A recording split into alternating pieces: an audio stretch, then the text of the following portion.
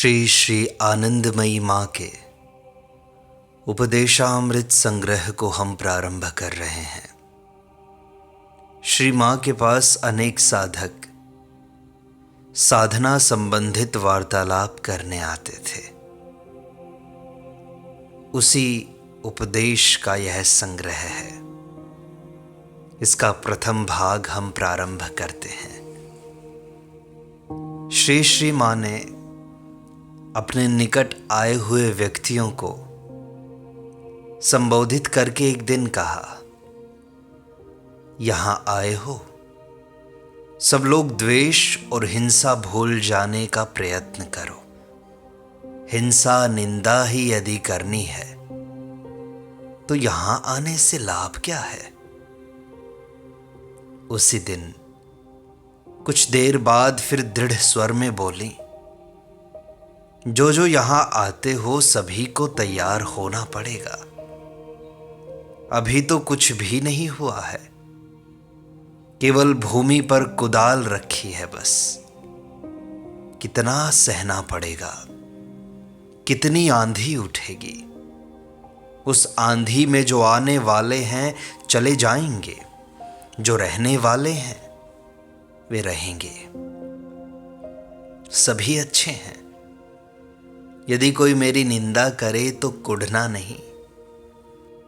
जिसका जितने दिन देना पाना रहता है उसका उतने दिनों तक आना जाना रहता है।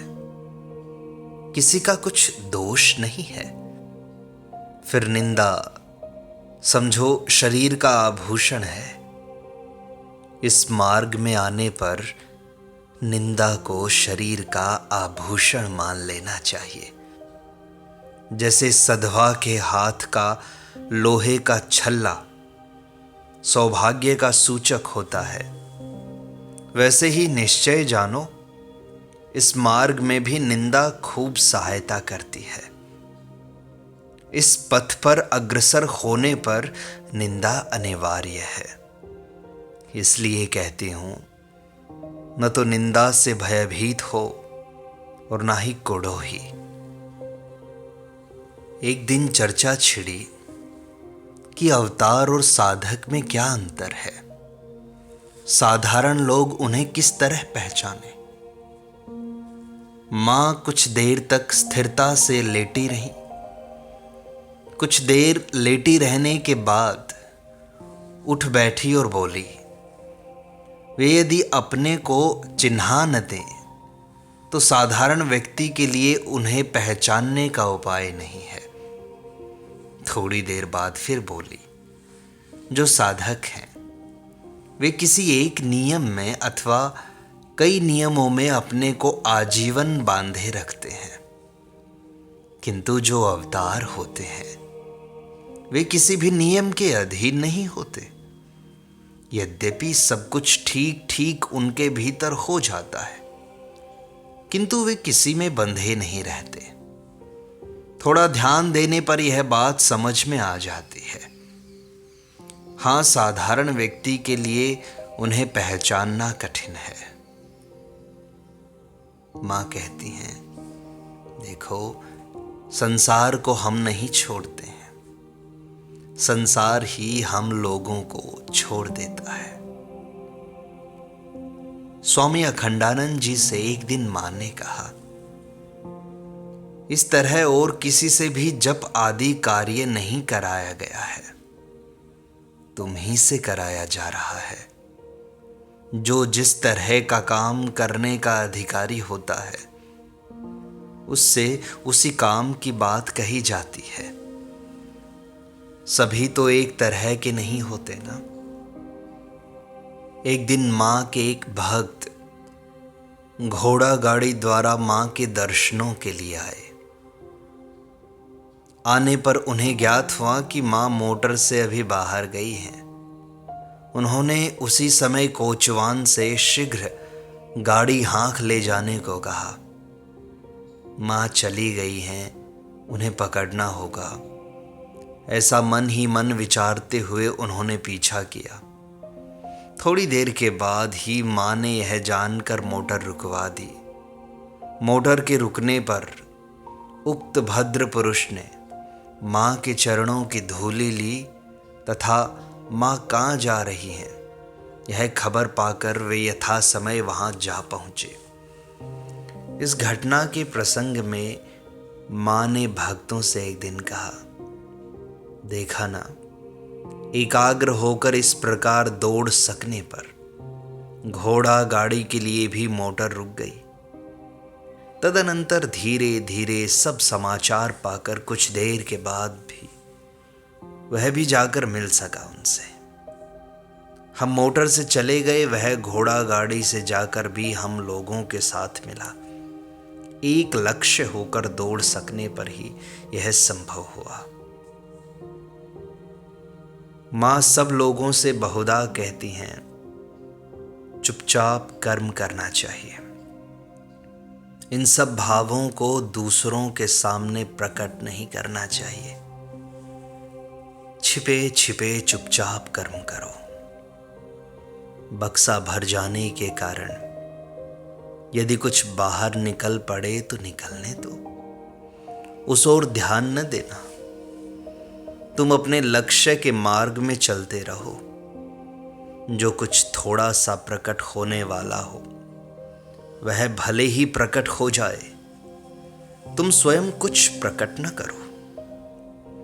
यह जो एक आध प्रकट हो पड़ता है वह भी इस पथ की एक अवस्था ही तो है।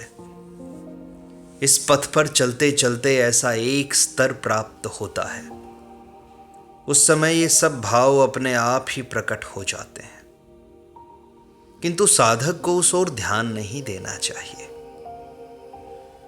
यदि वह यश की अभिलाषा से उन सबको प्रकट करने लगता है तो तुरंत वहीं पर रुक जाता है। और यदि मार्ग का वह तमाशा देखने के लिए खड़ा न रहकर अपने लक्ष्य को पकड़कर चलता रहता है तो उसे दिखाई पड़ता है कि वे भाव जो पहले प्रकट हो रहे थे दूसरे स्तर में पहुंचने पर बंद हो गए हैं। एक दिन मां जलपान करने बैठी थी।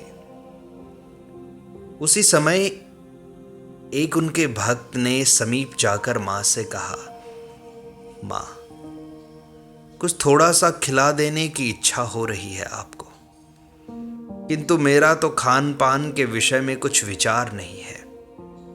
क्या मां मेरे हाथ से खाएंगी? मां ने कहा, अच्छी बात है, इच्छा हुई है, कुछ खिला दो। उन्होंने उसी समय मां को एक फल और मिठाई खिला दी।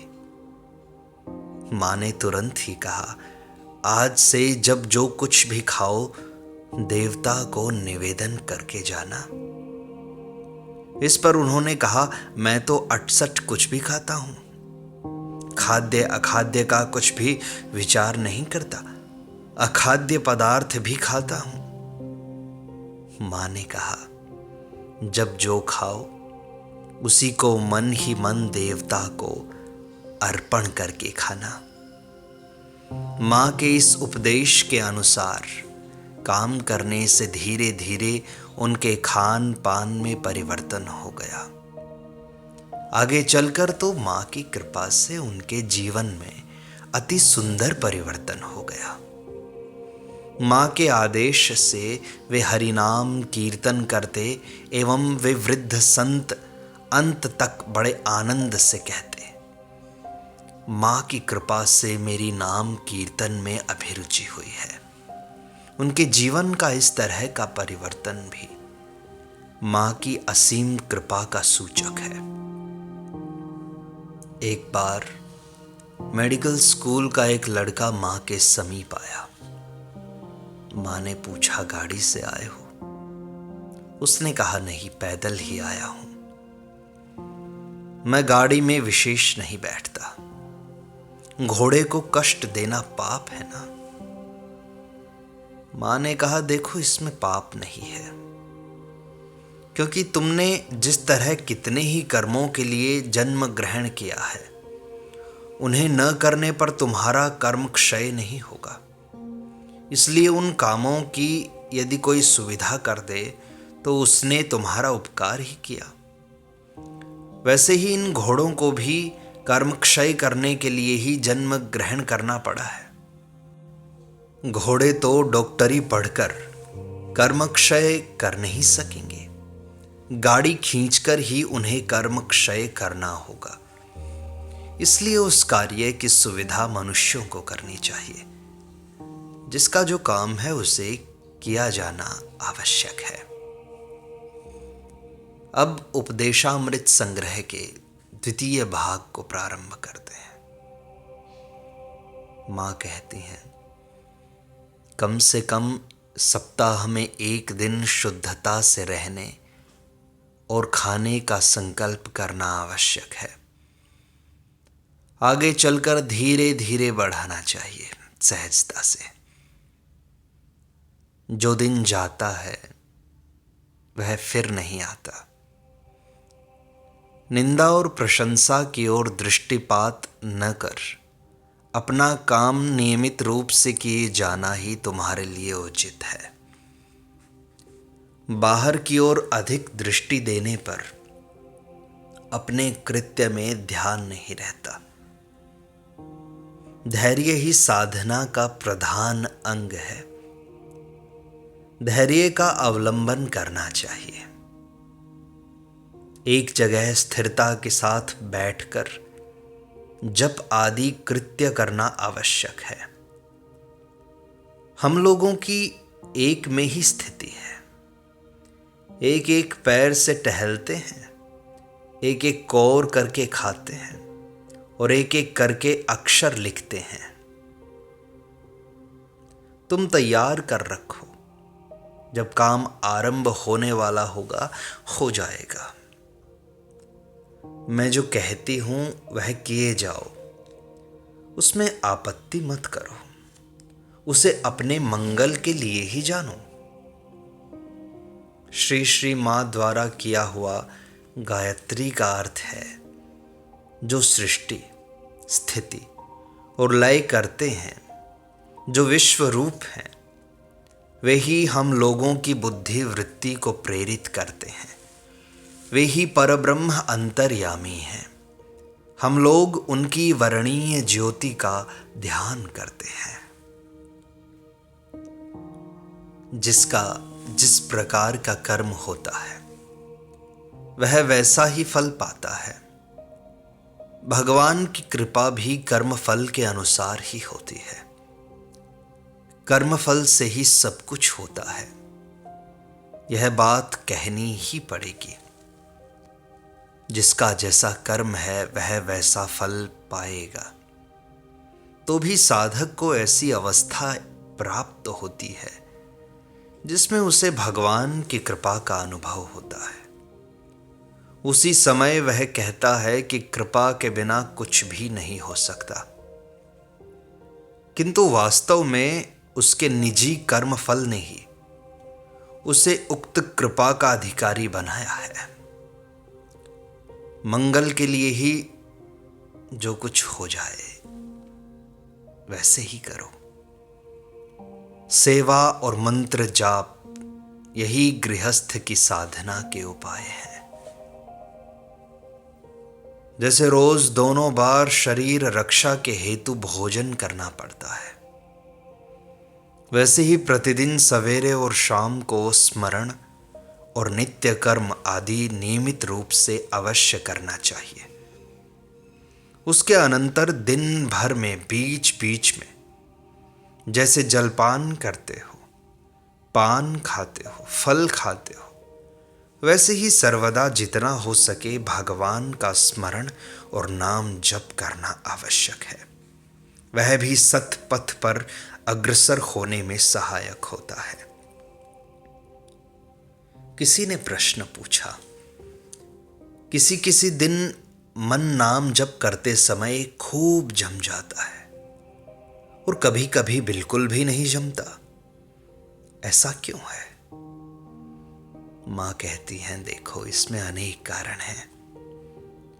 तुम्हारे आहार विहार में ऐसा कोई दोष निश्चय ही है जो तुम्हारे मन को विक्षिप्त कर देता है। नाम जप करने के लिए बैठने नहीं देता।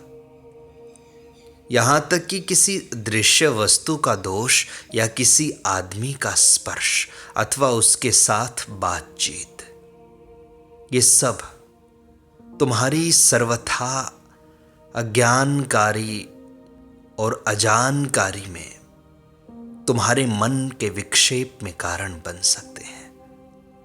इसलिए मैं कहती हूं, यदि किसी को इस ओर अग्रसर होना हो तो उसके लिए सबका संग त्याग कर एकांत में रहना नितांत आवश्यक है। पहले पहले तो सदा इस ओर ध्यान रखने की आवश्यकता है कि मन के भगवान की ओर लगने में कोई बाधा न पहुंचे। हाँ, सांसारिक लोगों के लिए सबका संग त्याग कर एकांत में रहना सरल नहीं है। वे लोग सदा सत्संग करें और सत आलोचना करें। संतों का संग मिलने अथवा उनकी जीवनी पढ़ने से भी मन शुद्ध होता है, भगवान की ओर अग्रसर होने में सहायक होता है। पूर्व जन्म के कर्मों का प्रभाव भी इस जन्म में प्रकट होता है। उससे भी कभी कभी कोई कोई भाव प्रबल हो उठता है। यदि सदा ही मैं जो कुछ काम करता हूं उन्हीं की सेवा करता हूं, इस तरह उनका स्मरण रखा जाए, तो वह पेड़ पर नए पत्ते उगते समय जैसे पुराने पत्ते अपने आप ही झड़ जाते हैं, वैसे ही संसार आसक्ति हटकर उनकी ओर आसक्ति जगाकर बहिर्मुख भावों को अंतर्मुख कर देता है। यही उनकी स्वाभाविक गति है। फिर देखना कि पुराने पत्ते भी जमीन पर गिरकर पेड़ के लिए खाद बन जाते हैं। कुछ भी व्यर्थ नहीं जाता। एक व्यक्ति ने प्रश्न किया कि मां, मन को किसी तरह स्थिर करना कैसे संभव है? यह स्थिर तो होता ही नहीं। मां हंसते हंसते बोली, घड़े में जल भरा है, जितनी देर तक घड़े को हिलाओ डुलाओ उतनी देर तक भीतर का जल भी हिलेगा। यदि घड़े को कुछ देर तक एक जगह स्थिर रख दो तो तुम्हें मालूम पड़ेगा कि जल भी स्थिर है। वैसे ही शरीर को अधिक देर तक स्थिरता के साथ रखने की चेष्टा करो। जितनी देर तक एक लक्ष्य होकर स्थिरता के साथ बैठ सकोगे, उतना ही मन भी स्थिर हो जाएगा। एक और मन का जैसे चंचल स्वभाव है, वैसे ही दूसरी ओर शांत भाव और स्थिरता भी मन का ही स्वभाव है। जितने अधिक समय तक बैठकर भगवान का नाम ले सको, उसकी चेष्टा करो। मन भले ही इधर उधर भागे, किंतु तुम अपना प्रयत्न कदापि न छोड़ो। मन जब अपना धर्म नहीं छोड़ता है, तब तुम ही अपना धर्म क्यों छोड़ो? एक व्यक्ति ने फिर प्रश्न किया कि मां, समाधि किसे कहते हैं?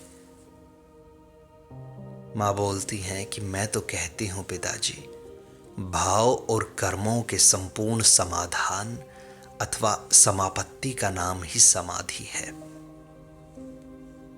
फिर बोली, सांसारिक दृष्टिकोण से कहती हूं, जैसे तुम लोग दिन भर काम धाम करते हो, खाते पीते हो, उसके अनंतर रात्रि को गाढ़ी नींद लेते हो, वैसे ही है। प्रश्न आया कि अच्छा मां, वे तो स्वयं प्रकाश हैं, भगवान तो शुद्ध हैं, फिर हम उन्हें पुकारें क्यों? यह प्रश्न जब मां ने सुना तो उन्होंने कहा, पिताजी मैं तो कुछ जानती नहीं हूं, तो भी जो तुम बोलते हो वही बोलती हूं। देखो ना, भूमि के अंदर रहते समय बीज में एक ऐसी शक्ति प्रकट होती है जिससे भूमि में भी एक प्रकार का स्पंदन होता है और अंकुर के बाहर निकलने के साथ ही साथ भूमि भी फट जाती है। ठीक वैसे ही तुम लोगों की हमारा क्या उपाय है? इस तरह की जो हृदय की व्याकुलता है ना, उसी को समझो भूमि का स्पंदन। वह स्पंदन इसीलिए होता है कि स्वयं प्रकाशमान होने वाले हैं, उनको चाहना जीव मात्र का स्वभाव है। देखो ना, जैसे बीज जमीन पर बोकर मिट्टी से ढक दिया जाता है, यदि बीज को बार बार उठाकर देखो तो उससे फिर अंकुर बाहर नहीं निकलेगा। चाहे जिस किसी से तुम बीज मंत्र क्यों ना प्राप्त करो, और यदि उसे अपने हृदय में गुप्त रखकर नियमानुसार काम किए जाओ तो समय पर अवश्य ही तुम्हारे उसी बीज से वृक्ष उत्पन्न होकर फूल फल देगा। बीज के तुल्य उसे सुरक्षित रखकर जल देते रहो, उसी समय पर वृक्ष बाहर निकल लेगा ही। गुरु चाहे जैसा भी हो, तुम्हें जो बीज मिला है वह भगवान का नाम तो है ही, इसमें कोई संदेह नहीं है। तब काम क्यों नहीं होगा? एक नन्हा बच्चा नहीं जानता है कि यह किसका बीज है। तुम भी संभव है न जानो, किंतु यदि तुम हृदय से प्रयत्न करो तो समय पर, जबकि वृक्ष के प्रकट होने पर फूल फल लगेंगे, तब तुम अवश्य जान सकोगे, और वह किसका बीज था यह भी जान जाओगे। बीज के विषय में ठीक ठीक परिज्ञान न होने के कारण क्या नियमानुसार काम करने पर वृक्ष प्रकट नहीं होगा क्या? अवश्य होगा। वैसे ही गुरु चाहे जैसे भी हों, तुम यदि बीज लेकर नियमानुसार काम करो तो निश्चय ही फल प्राप्त होगा। माँ ने कहा, देखो ऋषि, मैं तो कहती हूं कि भगवान के रस में रसवान हो, अर्थात भगवत प्रेम में पगे हों, वे ही हैं ऋषि और मुनि, जिनका मन केवल भगवान में ही लीन होकर एक रस हो गया हो। मैं तो कहती हूं वे ही मुनि हैं। दुनिया के संबंध में माँ कहती, जो दो लेकर चले उसी को कहते हैं दुनिया। तुम लोग इस द्वैत भाव को छोड़कर एक भाव का ग्रहण कर चलने की चेष्टा करो, तभी क्रमशः शांति दिखाई पड़ेगी।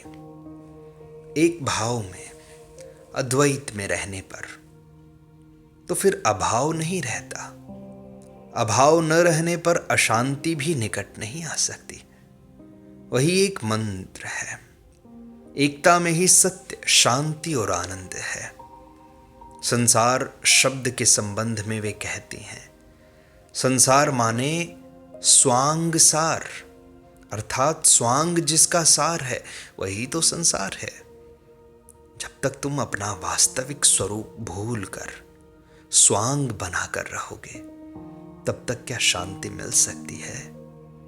तुम वास्तव में जो हो वह जब तक न होगे तब तक शांति कहाँ? इसलिए कहती हूं कि अपने स्वरूप को पहचानने की चेष्टा करो।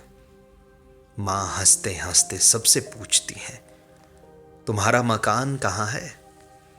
कुछ लोग उस कथन का वास्तविक अर्थ न समझकर अपने सांसारिक मकान की बात कहते हैं।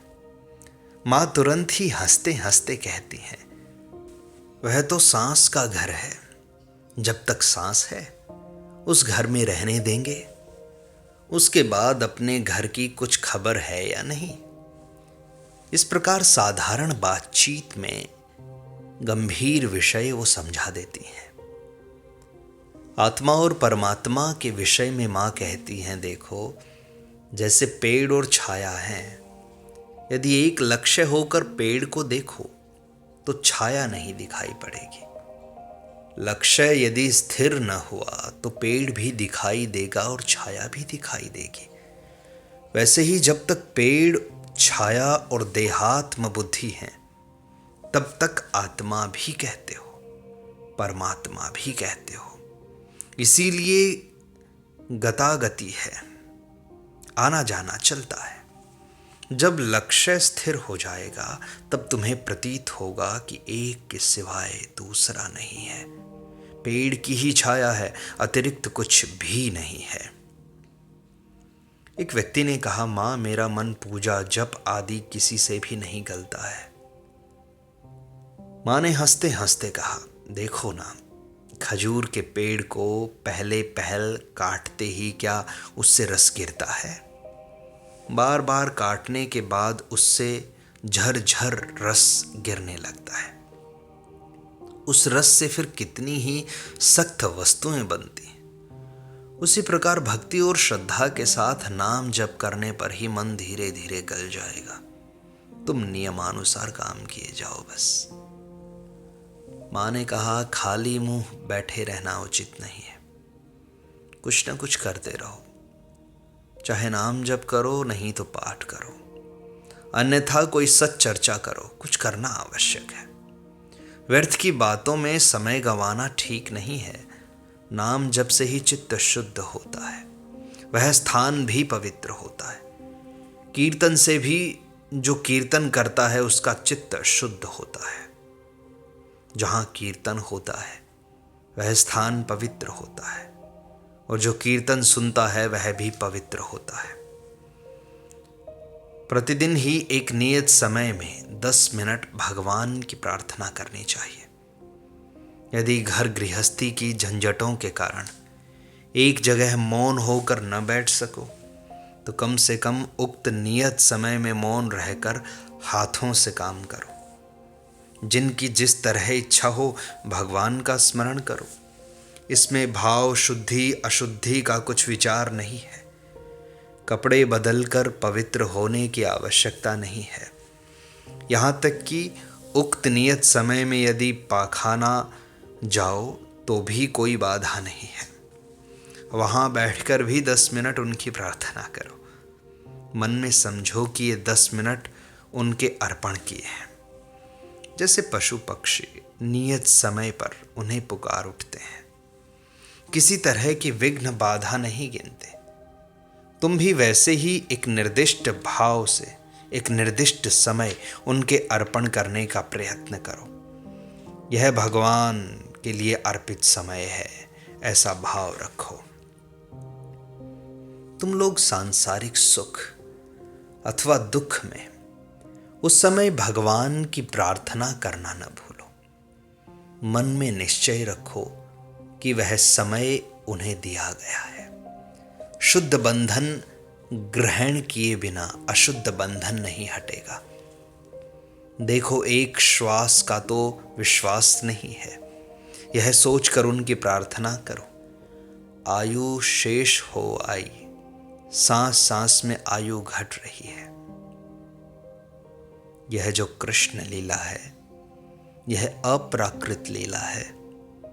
प्रकृति के ऊपर उठे बिना न तो कोई इस लीला को कर ही सकता है और न ही समझ सकता है। इस लीला में प्रकृति का अधिकार नहीं है। जो लोग प्रकृति के अधीन हैं वे उक्त लीला को कैसे समझेंगे? वे केवल अपनी निजी भाव द्वारा उस लीला के रस का आस्वादन करने की चेष्टा करेंगे। किसी के मुख से मैंने सुना है कि ऋषियों ने गोपियों के रूप में जन्म लिया था।